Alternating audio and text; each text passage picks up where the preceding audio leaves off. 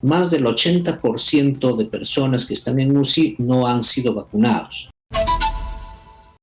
Vamos a conversar con el viceministro de Prestaciones y Aseguramiento en Salud del Ministerio de Salud, el señor Augusto Tarazona. Qué gusto saludarle, señor Tarazona. ¿Cómo está? Buenos días y bienvenido a Exitosa Perú. Buenos días. Un gusto de saludarle y a su disposición. Gracias por respondernos. Bueno, quizá podamos arrancar con este primer tema, ¿no? María Estefany Tiznao está haciendo una constatación, justo lo que ha señalado ayer el ministro aquí en Exitosa, que estos autotest se están vendiendo en las farmacias y la verdad es que lo que se siente es que está muy restringida su venta y además un poquito cara, porque estamos hablando de 215 soles por 5 pruebas, que más o menos supone 43 soles por prueba, porque son 5 los que le dan en el paquete. Esto podría mejorar, digamos, en los próximos días podríamos tener más farmacias, más accesibles, menos costo en el tema de autotest, que me imagino ayudaría a ustedes para que no haya tanta gente que hoy seguimos constatando que están en los centros de salud intentando una prueba COVID. Bueno, toda vez que ha sido autorizada la venta de estos autotest, ya es un tema de mercado, lo que es los costos, porque cuanto más se oferta, obviamente tendremos una disminución del costo para las personas.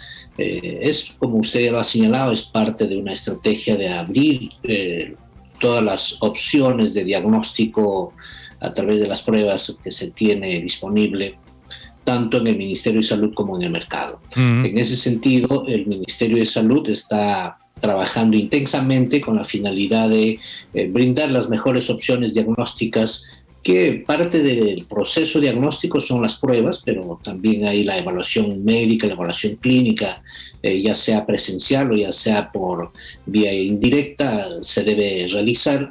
En realidad no todo es pruebas, sino es parte de un proceso, claro, que hay que tenerlo en cuenta. ¿Y estamos haciendo la suficiente cantidad de pruebas? ¿Se está aplicando la suficiente cantidad de pruebas como para tener realmente un diagnóstico real del tamaño de la ola, cantidad de contagios y realmente un seguimiento con la cantidad suficiente como para determinar qué variante es la predominante, en este caso en el Perú, en Lima o en unas regiones? ¿O necesitamos incrementar las pruebas, señor Tarazona? En este momento todavía estamos en un margen adecuado del número de pruebas, porque del total de pruebas que se viene realizando, según la región, según el distrito de Lima, la positividad va entre 20 a 30%. Si se incrementa la positividad, definitivamente tenemos que incrementar también el número de pruebas. Tenemos en stock un número determinado de pruebas, se está haciendo una compra adicional. No obstante, como bien lo ha señalado algunas entidades de salud internacional, puede llegar el momento en que las pruebas sean limitadas y tengamos algunas dificultades. Es por eso que es preciso ordenar un poco el proceso de el uso de estas pruebas. El Ministerio de Salud ya ha hecho una comunicación pública que el enfoque de las pruebas está determinado de la siguiente forma. Las personas que tienen síntomas pueden acudir a los puntos COVID y se les tomará las pruebas de antígeno, que son sensibles para estos casos. Las personas mayores de 60 años o tienen algún factor de riesgo y que han estado en contacto con personas que tienen el COVID diagnosticado, también por ser contacto y tener factores de riesgo se pueden tomar las pruebas correspondientes, especialmente las pruebas moleculares, después de 3 a 4 días de haber estado en contacto con un caso positivo. En el caso de las personas que han sido contacto de un caso positivo, son menores de 60 años, no tienen ningún factor de riesgo, entonces a ellos se les está recomendando hacer una llamada al 113 para que el médico correspondiente le haga una orientación y ver si hay o no hay la necesidad de prueba y dirigirle hacia los puntos COVID que esté más cercano a su domicilio. Cuando hablamos proceso de ordenamiento nos va a permitir manejar un poco mejor la demanda de las pruebas. Cuando hablamos de síntomas para aplicar las pruebas de antígenos, ¿a qué se refiere exactamente? ¿Qué síntomas deberían llamar mi atención y decir necesito hacerme una prueba urgente?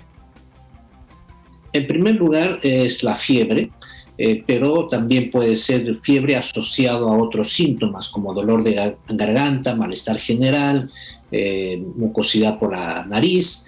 En algunos casos puede no presentarse fiebre, pero sí se presenta un malestar muy intenso, un decaimiento intenso, dolor muscular. Entonces, en ese caso también puede apersonarse a hacer sus pruebas, sobre todo si es que sabe que ha estado cerca de algunas personas que han tenido el COVID de manera diagnosticada positivamente con las pruebas. Digamos, eso de tener contacto empieza a ser clave, ¿no? En general.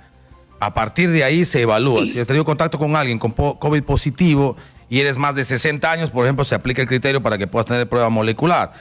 Si estás con alguien que ha tenido COVID, que está confirmado, pero no tienes 60, no tienes comorbilidad, pero tienes alguna sintomatología, eres candidato inmediato para una prueba de antígeno, ¿no? Digamos, por ahí va el criterio de ordenamiento que está señalando Minsa. Claro, si es que tiene síntomas, es candidato a hacer prueba de antígeno. Si es asintomático, es decir, no tiene ningún tipo de síntoma, es joven y no tiene factor de riesgo, es candidato a que llame al 113 para que se le haga una teleconsulta. Ahora, no logra, sin embargo, ojalá, porque por supuesto este anuncio se ha dado el día de ayer, pero hoy en la madrugada nosotros hemos estado en algunos hospitales, y le voy a decir uno de ellos, por ejemplo, que es el hospital que hemos estado, el hospital de ATE, me parece, hoy en la mañana muy temprano, ¿no? Y hemos visto una enorme cantidad de gente igual, es decir, no se logra controlar la afluencia de gente que va a sacar resultados, a ver pruebas y a obtener resultados. ¿Qué hay de esos 750 puntos COVID que anunció el ministro? Que lo que tendría que hacer en todo caso es justamente evitar este asunto de la aglomeración, doctor Tarazona.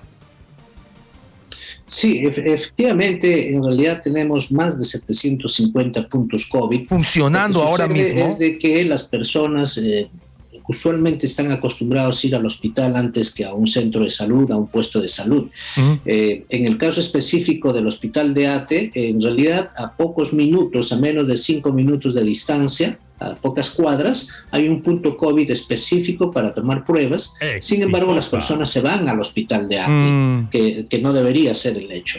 Los puntos COVID son de dos tipos. Unos que son dentro de los establecimientos de salud, los centros de salud, puestos de salud, y otros son fuera del establecimiento de salud, como por ejemplo La Videna, Campo Marte, etc.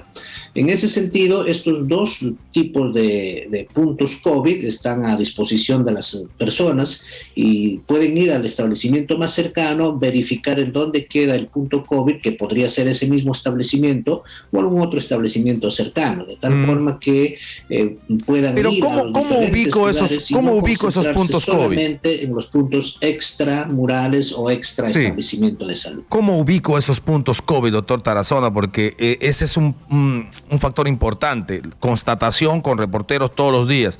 Hospitales abarrotados de gente. Además del de ATE, hoy hemos constatado, por ejemplo, en el hospital Mariano Molina, en Comas, una misma cola, cantidad enorme de gente. Le estoy hablando de las 5:30 de la mañana, en una misma cola, en medio de un desorden, porque no ordenan.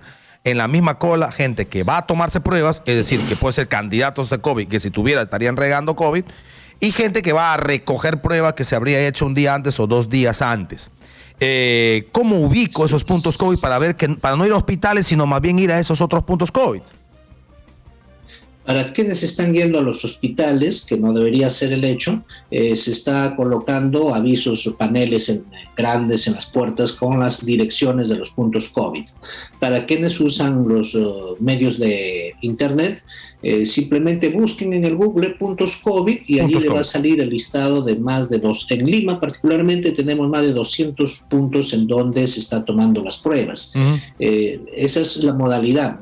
Obviamente asumo autocríticamente vamos a mejorar nuestro sistema de comunicación a la población para que puedan saber de que hay diversos lugares en donde se puede tomar las pruebas y no centrarse en pocos sitios.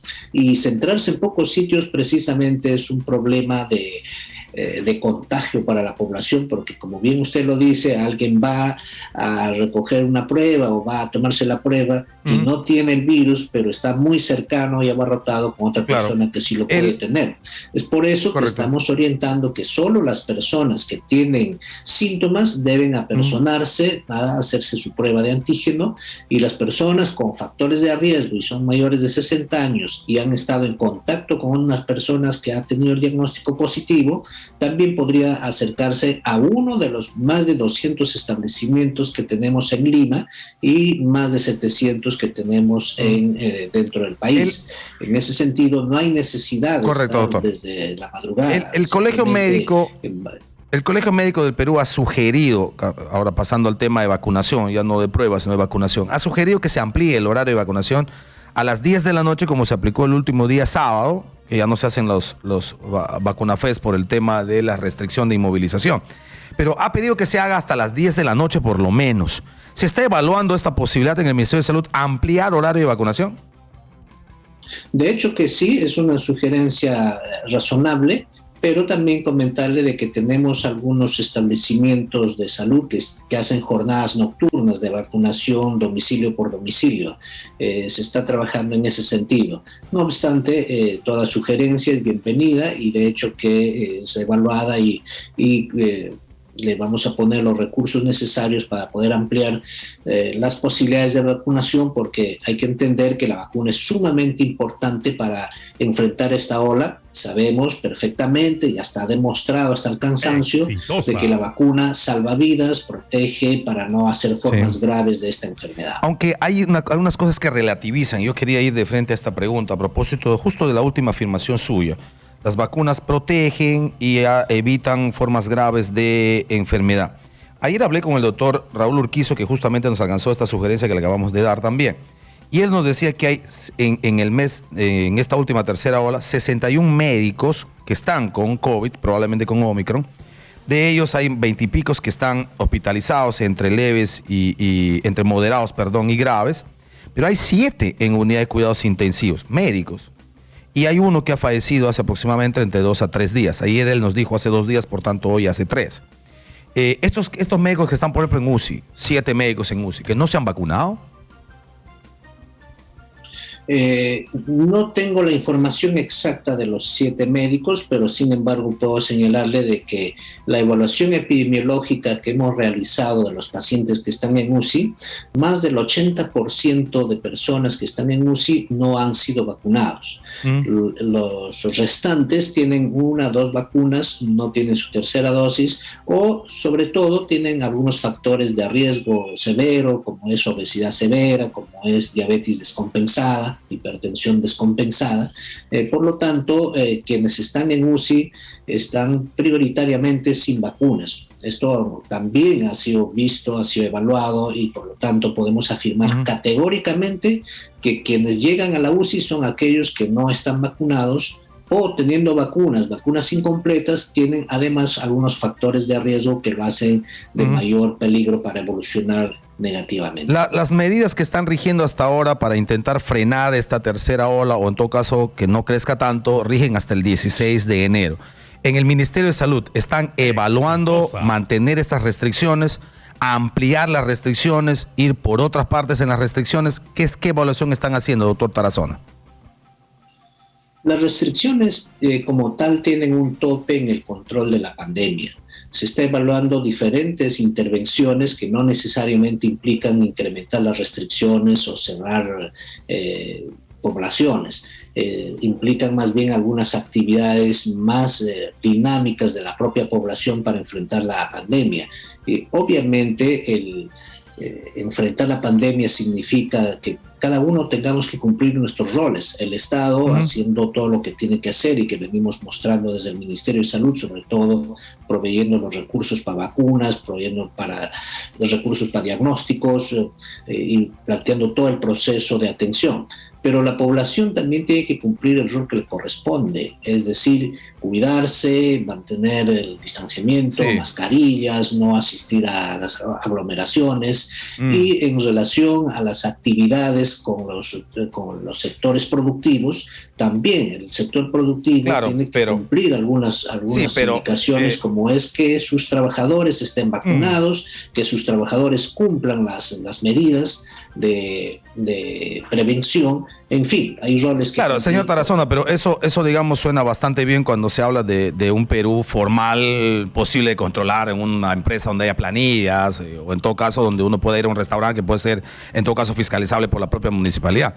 Pero digamos, donde se siente que hay cero coordinación y es un peligro enorme, yo quería preguntarle, ¿ustedes han conversado alguna vez con la señora de ATU, con la gente de ATU? Porque el transporte público, principal propagador y diseminador del virus, tiene un descontrol clamoroso.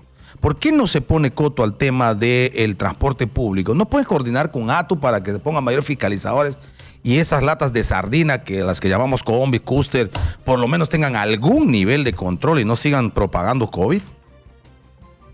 Sí, entendemos que nuestra población, más del 70%, es informal prácticamente en todo, no solo en el sector productivo. Es por ello de que hemos tenido reuniones, conversaciones, coordinaciones y acuerdos con los diversos sectores, entre ellos el Ministerio Público, las Fuerzas Armadas, ATU, las municipalidades. Las coordinaciones intersectoriales es muy permanente. De allí el llamado de que cada sector tiene que ir asumiendo la responsabilidad que le toca. Si hay que hacer los controles de los... Sí, pero con ATU hay que coordinar, ¿no? Hay sectores que les corresponde hacer. Sí, pero con ATU hay que coordinar, digo, hay que llamarle a ATU y hay que ver qué plan de control tiene. Sí, efectivamente, como le señalo, estamos haciendo las coordinaciones con los diversos sectores para que cada uno vaya asumiendo las acciones que le competen. Okay. En ese sentido, consideramos que el sector transporte en las ciudades urbanas, en las grandes urbes como Lima Metropolitana, definitivamente es un factor de riesgo muy importante para la transmisión probablemente del virus. El más importante. Vamos a intensificar esas actividades con los sectores que tienen que ver con transporte urbano. Muy bien. Ha sido muy gentil. Augusto Tarazona, viceministro de Prestaciones y Aseguramiento en Salud del Ministerio de Salud, ha estado con éxito. Se le agradecemos enormemente.